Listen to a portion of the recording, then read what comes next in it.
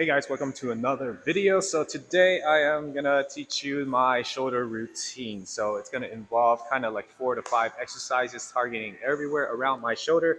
So let's get started. The first one is gonna be, normally I would use a barbell for my heavier presses and then I drop down to dumbbells. But today I'm just gonna go over the dumbbell exercises for my shoulder so that you kind of have a more familiar idea on how to use dumbbells when you are approaching shoulders, because that's probably the best way to tackle your shoulder is to use dumbbells more than anything else. So normally when you are gonna do a power movement, which is called a power clean, I'm gonna do a dumbbell power clean. This weight is too small, but we don't have any heavier weights down in the personal training area. I would have to go back upstairs, but I don't want to do that. So right now, I'm just going to use one dumbbell, like right here, have a seat on the floor. And if you want to do it correctly, remember that posture that I taught you when you are sitting down, pulling your hips back and trying to get your legs engaged rather than your lower back. Well, that is the posture we want to get down here. So we're going to have one hand hooked up to there, and we're trying to sit down as much as possible. You might feel some tension on your legs and a little bit of a stretch on your thighs if you're not flexible enough. So you're coming down, you look up, and then you basically use your legs to press this up, and this dumbbell will just flow into position over here. So you're not going to curl it up, you're throwing it up with the power of your hips and legs. So power of your hips, what do I mean by that? So when you're doing kettlebell swings, which is basically holding this dumbbell or kettlebell like that, and you squat down and you bring it up like this as you use your hips to throw the weight up and contracting your glutes and coming back down. So you're not necessarily using your arms to throw the weight up, you're actually using your hips and butt and hamstrings to help bring that weight up. That's the same idea as you're doing over here. You bring it up, catch it here, then squat down and you press. So you're doing one side at a time, you come down and then you switch. Come up here, come squat down, and you press down, down, just like this. See? So this, I would require like a very heavy weight because you're using momentum to help press the weight for you. So that way you can get heavier weights and you can get more of a load on the shoulder, and you can also get more power from your shoulder. Instead of just strength, you want power. Difference between power and strength: power is how much force you can generate at a very short amount of time. Strength is how heavy you can lift a particular thing. So I train for both power and strength, but in the beginning we use our power movement and then we go into strength later on. So that would be our number one exercise for our dumbbell presses or dumbbell shoulder exercises. Then we go into our W's. So W would require you to go into external rotation with the dumbbells. So when you're here, you basically externally rotate up and down, just like that. You rotate up and down. Why do I like to do this more than any other shoulder exercise for your lats? It's because your lateral deltoids are meant for external rotation. This is the lateral deltoid with your side shoulder. It's supposed to externally rotate, so it opens up the joint around this area. It opens it up so nothing is going to be blocking that area. So that way you can get that extension, that external rotation a lot better than if, let's say, you're trying to do a upright row, which is basically like this.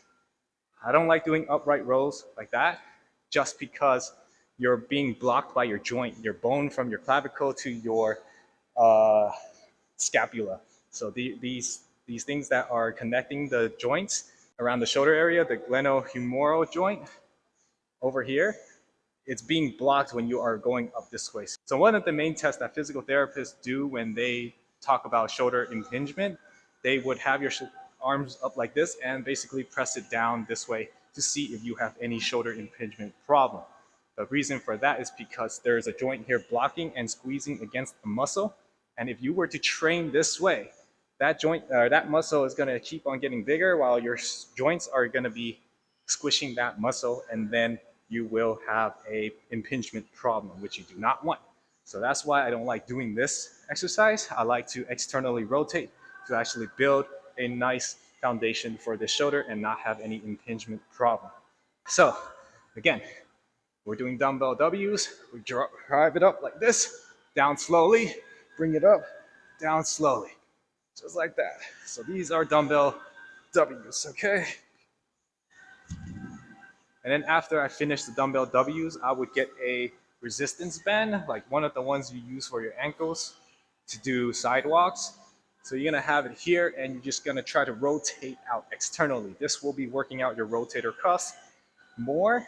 It's a smaller muscle that connects a lot of different other muscles. So you wanna try to use a resistance band as you externally rotate like that. Now, if you wanna increase the difficulty, you hold it up here and you rotate out this way. So one of the main mistake people do with a band is if they just try to use your elbows to pull it apart instead of using your wrist to pull it apart. The idea is your wrist going past the elbow. Elbow is going to stay the same. You're going past like this. So you're going to go past like that. You're not going to be using your elbows to push outward. You're going to try to rotate your wrist past the elbow like this. So even when you're up here, you're trying to just move that clock, that little handle of the clock, just move it over to the other side, just like that. So that way, you can get a better contraction like that. So that's exercise number 3 for your shoulders. And then the 4th one, it would be the face pull like I showed in another video, where you just pull and pull it with the TRX machine. Show you the face pull. So what you want to do is here, you get it as far as you can and come in a little bit, and your elbows are up 90 degrees angle, and then you're just feeling the pressure that is building up here. The blood flow will start coming when you're up here, and then you come down, pull yourself back up into standing position. You are not necessarily leaning down, you're still standing. So when you're pulling it, you have resistance on the rope and you stand and you just hold. So when you're holding, you should feel the blood running through over here and you'll feel tired on your deltoids.